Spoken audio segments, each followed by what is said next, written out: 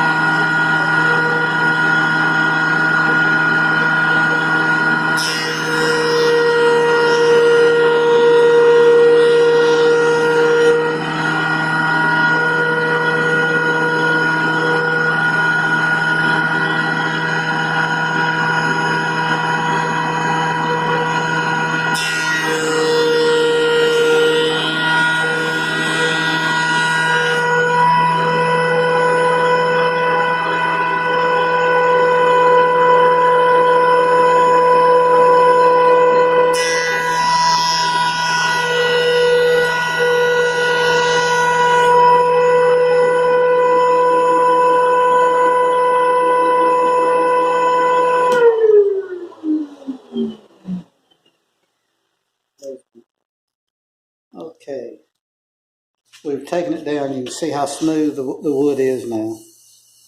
And let's see how much we took off.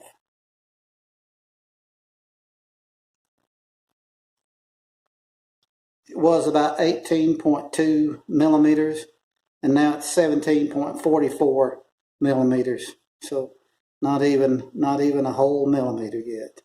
And it's already just about a millimeter is all we've taken off. And we've got a really, really smooth